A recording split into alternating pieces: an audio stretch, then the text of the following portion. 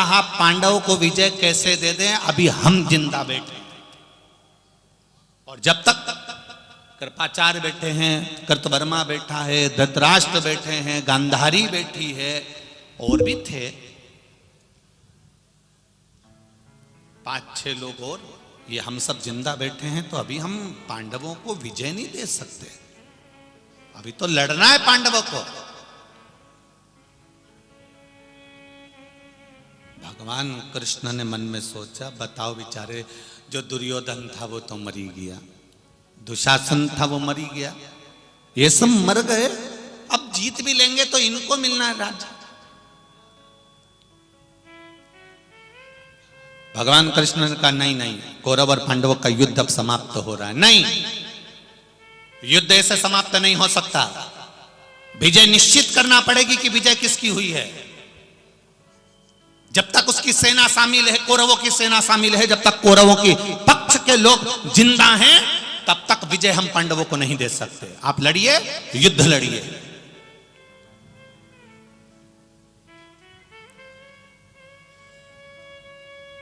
भगवान कृष्ण ने कौरवों के जीवित जितने लोग थे उनको बिठाया, पांडवों के जीवित लोगों को बिठाया, और निर्णय ये लिया भगवान कृष्ण ने, कल युद्ध होगा और वो आखिरी युद्ध होगा।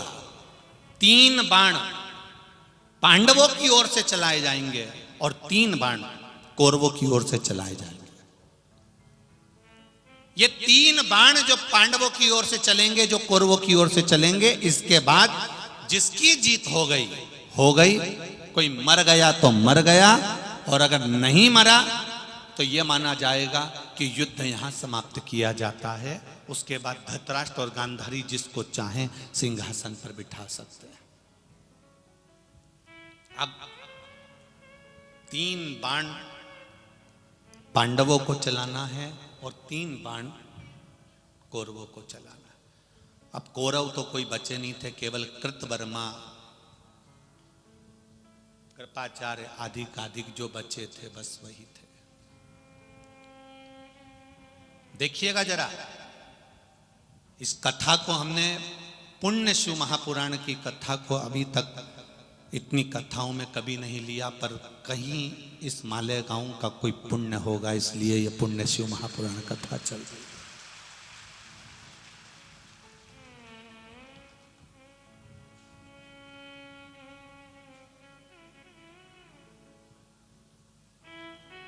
इस मालेगांव की धरा पर कोई पुण्यवान जीव ऐसा होगा जिसके कारण ये पुण्य शिव महापुराण की कथा उसके खाते में जा रही है। विचार करिएगा जरा।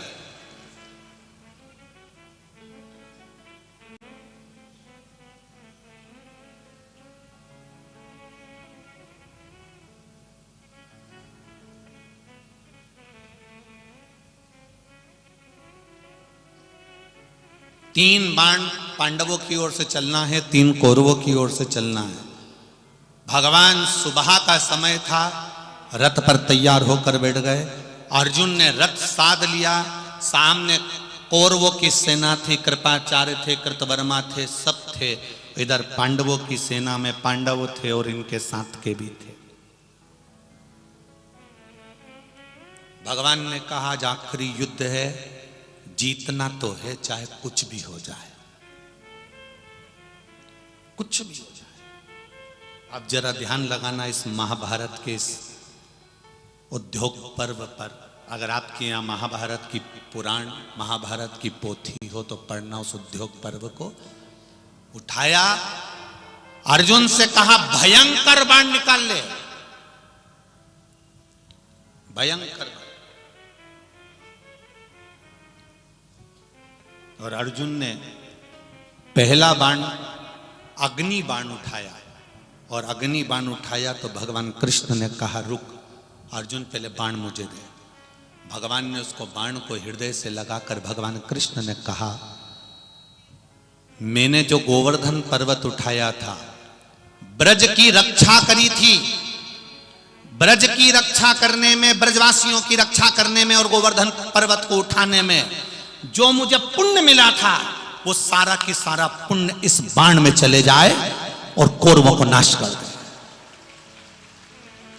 भगवान कृष्ण ने अपना पूरा पुण्य, किस चीज का पुण्य दिया?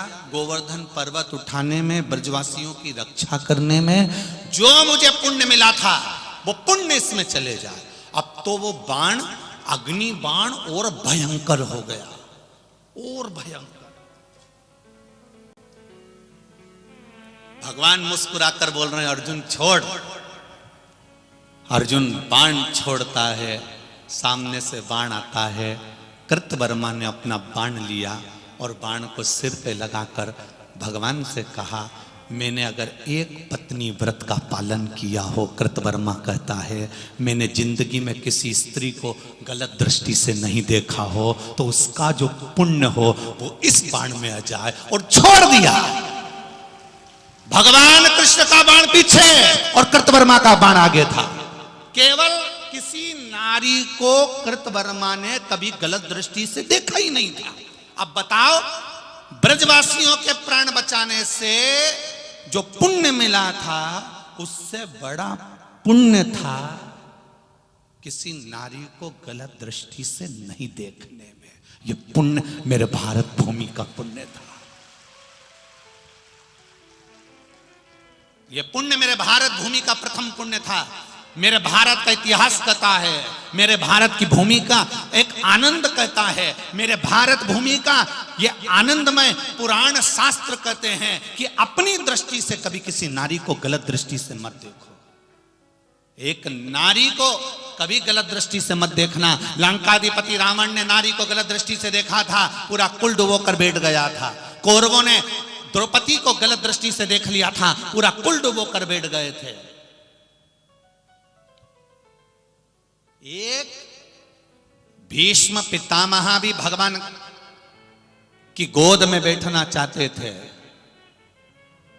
भीष्म के पितामह का भी एक इच्छा थी कि मेरे प्राण भगवान की गोद में छूटे। कितने बड़े प्रतिज्ञावान थे, कितने बड़े प्रतिज्ञावान, जिन्होंने प्रतिज्ञा करी थी कि जीवन भर कुंवारा रहूंगा, शादी नहीं करूंगा, नहीं करी शादी, जीवन भर कुंवारे रहे। उसके बाद उनका कितना बड़ा पुण्य होगा, कितना प्रबल पुण्य होगा, जिन्होंने जीवन भर कुंवारे रहे, जीवन भर कुंवारे।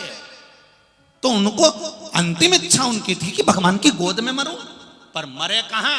बाणों की सैया पर मरे।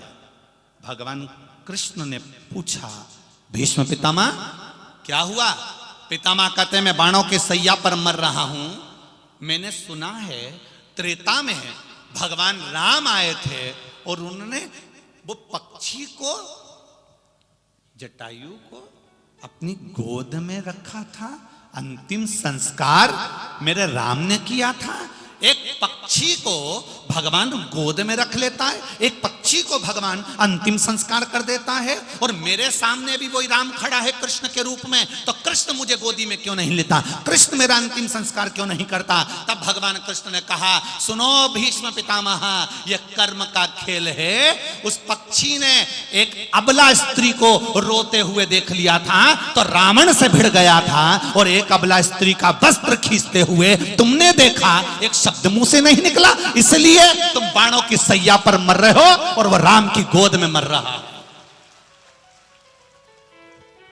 केवल एक स्त्री के लिए, एक नारी के लिए।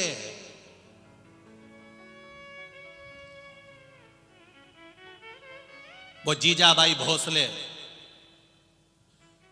छत्रपति शिवाजी की माता, अपने पुत्र छत्रपति शिवाजी से कहती है, सुन छत्रपति शिवाजी, तेरा नाम छत्रपति इसलिए कहती हूं क्योंकि मेरी छत्र और छाया में तू पलकर बड़ा हुआ है। पर इस माता के दूध को लजा मत देना रे छत्रपति शिवाजी, सुन ले अच्छे से। एक मां जीजाबाई खड़े होकर, जिसका पति चले गया हो, जिसका बड़ा पुत्र चले गया हो, वो जीजाबाई अपने शरीर को त्याग रही है, पति के साथ सती होने जाती है। पर सती होने से पहले जब शिवाजी का चेहरा देखती है, 14 साल का मात्र शिवाजी 14 वर्ष के हैं, और 14 वर्ष के शिवाजी को जब जीजाबाई देखती है तो उसके आंखों में आता है कि मैं पति के लिए सती हो रही हूं, एक तरफ मेरा 14 साल का बेटा है, क्या करूं। तब पुत्र शिवाजी ने अपनी मां को पुकार कर गले से लगा लिया, मां मुझे किसके सहारे छोड़कर जा रही है, तेरे आंचल की छत्र मुझ पर रखना। तब जीजाबाई ने, पति के साथ सती नहीं हुई है जीजा, फिर अपने पुत्र के लिए छत्र बनकर 24 घंटे चली है जीजा।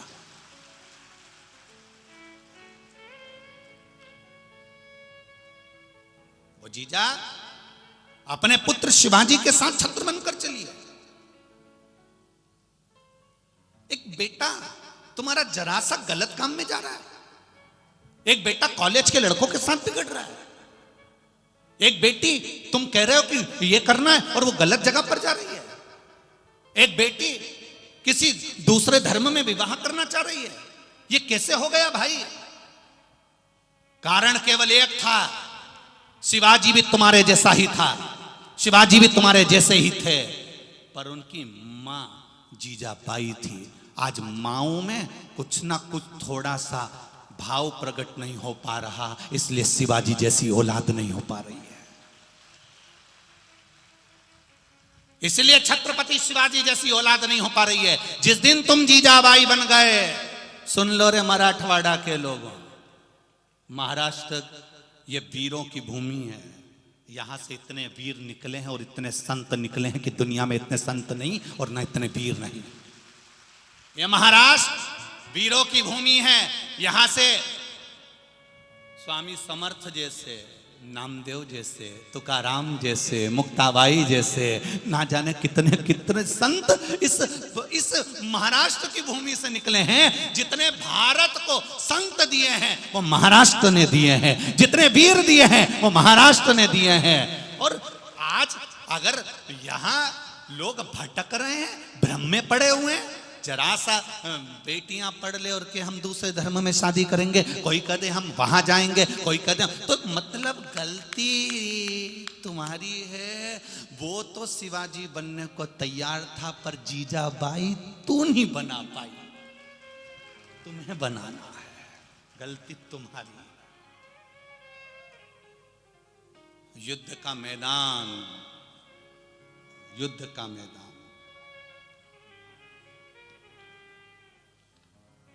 सिंहगढ़ का किला, सिंहगढ़ का किला युद्ध का मैदान। और सिंहगढ़ का किला, उस सिंहगढ़ के किले को जब जीजाबाई ने देखती, आंख में आंसू भर लेती जब देखती।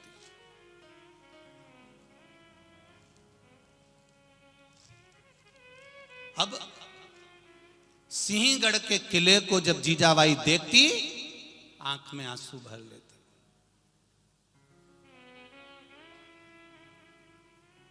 शिवाजी आए बैठे थे, जीजाबाई ने कह दिया,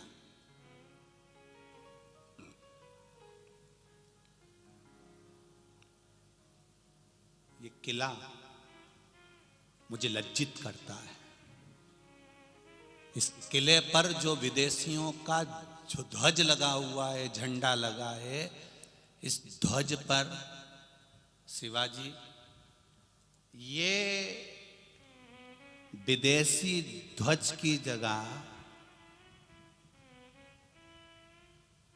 ये विदेशी ध्वज की जगह फिर हमारा ध्वज क्यों नहीं है?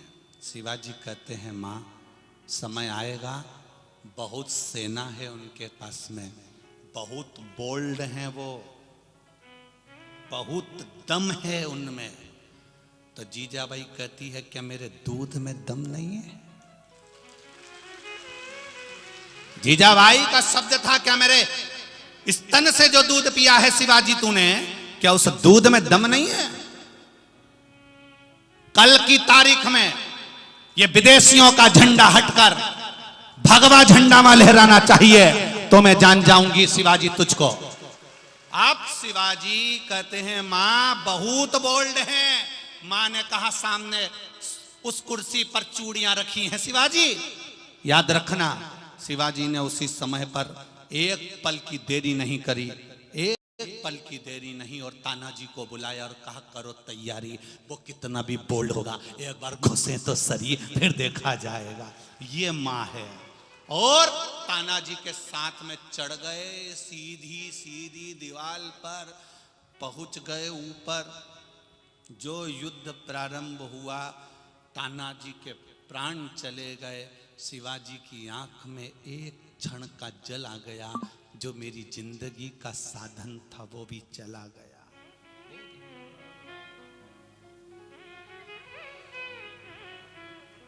शिवाजी ने जब ध्वज विदेशियों का उतारा, अपना ध्वज लगाया, तब चिल्लाकर कहा गढ़ आला पर सिंह गेला। गढ़ तो आ गया पर मेरा सिंह जैसा तानाजी चला गया, उसका मुझे दुख है। मां ने जब ध्वज देखा तब मां जीजाबाई की खुशियों का अंबार था। थाली लेकर उस ध्वज की पूजन कर रही थी जीजाबाई अपने किले से। वो मां होती है साहब, वो मां होती है जो अपने पुत्र को भी सम्मुख में ले जाकर खड़ा कर दे, वो मां होती है। पुण्य क्या होता है, उस पुण्य को तुम समझे क्या हो? केवल सियोर वाले महाराज ने लिख दिया पुण्य श्री शिव महापुराण की कथा। कभी पुण्य को जानोगे तो मालूम पड़ेगा। एक जगह बैठने से कहीं पुण्य नहीं मिल जाता, दिन भर माला पकड़ के बैठने से पुण्य नहीं मिल जाता। किसी साधारण व्यक्ति के जीवन में कुछ बदलाव लाकर बता दो तो जिंदगी का सबसे बड़ा पुण्य मिल जाएगा। किसी रोते हुए के चेहरे पर स्माइल लेकर आ जाओ, पुण्य मिल जाएगा। कोई पढ़ने के लिए तरस रहा है, उसको विद्या अध्ययन करा दिया जाए, पुण्य मिल जाएगा। कोई हॉस्पिटल में पड़ा हुआ है, दवाई के लिए 2 रुपया नहीं है, दिलवा दीजिए, पुण्य मिल जाएगा। प्यासे को पानी पिलवा दीजिए, भूखे को भोजन करा दीजिए। किसी के जीवन में उसकी दुख की घड़ी में साथ देना प्रारंभ कर दीजिए, पुण्य प्राप्त हो जाएगा। वो पुण्य के अलावा जीवन का कोई सुख नहीं है महाराज। वो पुण्य, वो साधारणता नहीं हो सकता। उस पुण्य को चाहिए हमें। भगवान कृष्ण एक तरफ बाण से कह रहे हैं कि मैंने जो गोवर्धन पर्वत उठाया है उसका पुण्य, ब्रजवासियों की रक्षा करी उसका पुण्य, और कृतवर्मा कह रहा है मैंने अगर एक स्त्री, एक पत्नी व्रत पालन किया हो और किसी नारी को कभी गलत दृष्टि से नहीं देखा तो उसका पुण्य सामने प्रकट हो गया। युद्ध के मैदान में दोनों बाण टकराए, अर्जुन का बाण पीछे हट गया और कृतवर्मा का बाण वहीं की वहीं स्थिर रह गया। भगवान की सोच बुद्धि में पड़ गया, इसने करा क्या? मैंने ब्रजवासियों की रक्षा में जो पुण्य कमाया था वो सारा पुण्य इस बाण में दे दिया, फिर आखिर ऐसा क्या हो गया? इसने कौन सा पुण्य दिया? तब भगवान कृष्ण ने उसी समय रथ पर बैठे हुए उस ध्वज में जो हनुमान जी बैठे हुए थे, अर्जुन के रथ के ऊपर जो हनुमान जी की ध्वजा लगी हुई थी, उस ध्वजा में बैठे हुए बजरंग से हनुमान से पूछा, ए हनुमान नीचे आओ। हनुमान जी बोले, बोलो प्रभु, तुम शिव का अवतार हो, शंकर का स्वरूप हो हनुमान, सत्य बताना इसने कौन सा पुण्य दिया जो मेरा पुण्य छोटा पड़ गया? भगवान श्री हनुमान जी ने कहा, कृतवर्मा एक स्त्री से जिससे शादी करे थे उसके सिवाय किसी स्त्री को उन्होंने गलत दृष्टि से नहीं देखा।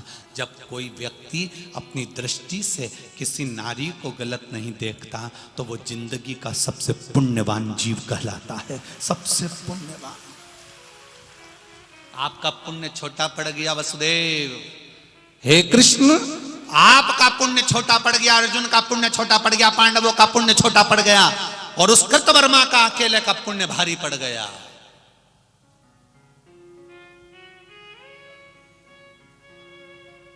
भगवान विचार में पड़ गए, 2 बाण और बचे हैं।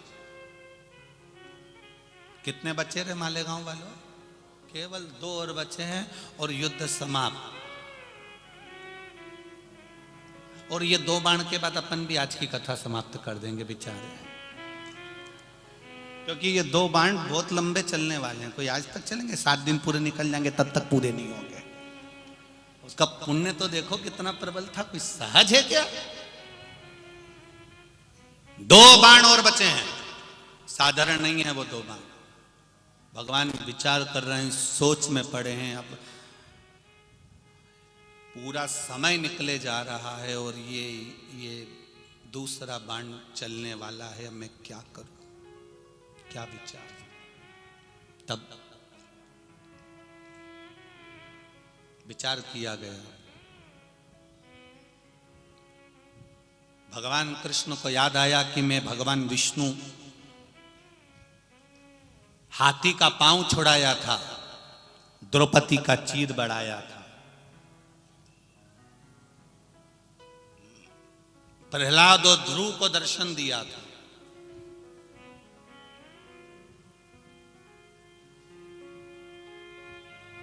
मंथन कर कर देवताओं का उत्थान किया था।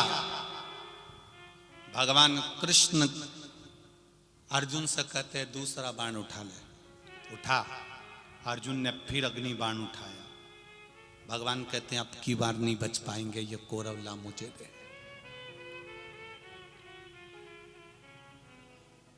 ला दे मुझको। और भगवान ने फिर लिया उस बाण को और कहा मैंने गज की रक्षा करी थी, द्रौपदी का चीर बढ़ाया था। 10,000 ब्राह्मणों का आधा चावल का दाना खाकर पेट भरा था।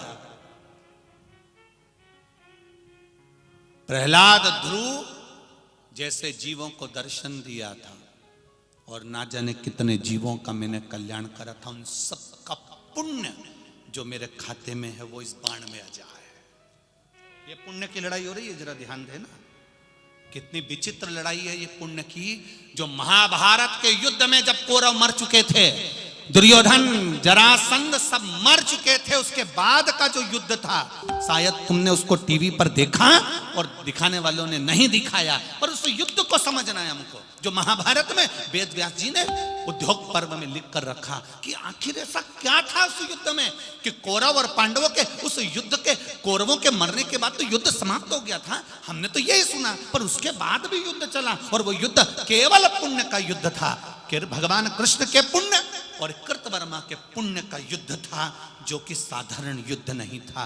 ये बाणों का युद्ध तो समाप्त हो सकता है, पर पुण्य का युद्ध कभी समाप्त नहीं होता। यहाँ का पुण्य वहां काम आता है और वहां भी युद्ध लड़ा जाता है।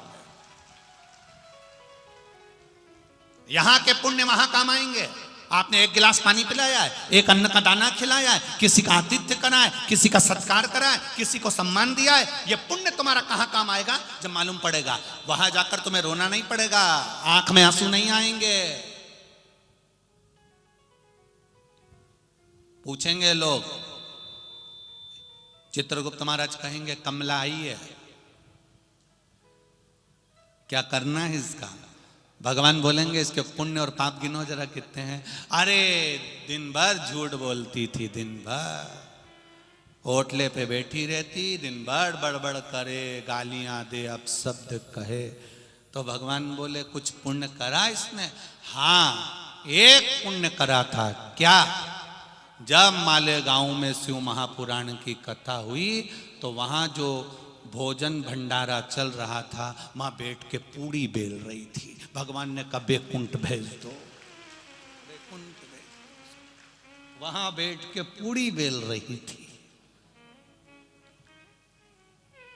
तो पूड़ी बेलने से इतना पुण्य मिल गया क्या? इतना पुण्य मिल गया? पूड़ी बेलने से पुण्य इसलिए मिल गया, हलवाई ने लोई काट के दी थी आटे की, इसने यूं मली, यूं, और लोई को यूं मलकर यूं दबाया तो इसके हाथ में जो पाप की रेखा थी वो लोई को गोल घुमाने से पुण्य में बदल गई और उसने बेल के तल के दे दी, सब ताप चले गए।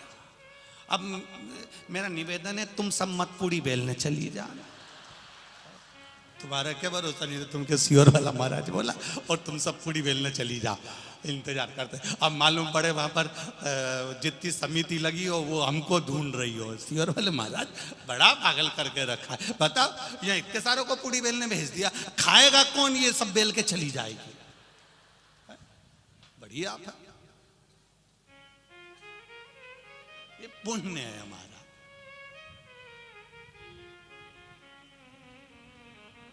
कर सेवा तू लगन लगाकर, मन में सच्चा भाव जगाकर, ही की आंखें खोलो रे, अब भोले के भोलो रे। चित्त लगाकर, मन लगाकर, आनंद रखकर।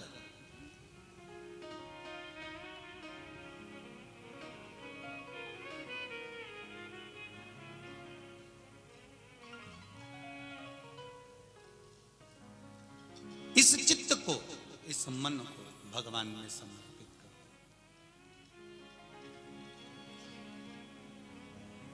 और जब ये चित्त, ये मन परमात्मा में लग गया, फिर ये भटकता नहीं। सेवा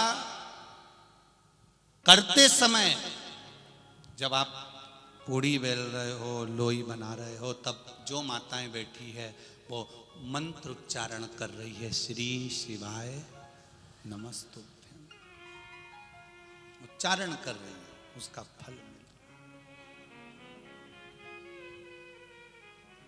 उसका लाभ मिल रहा।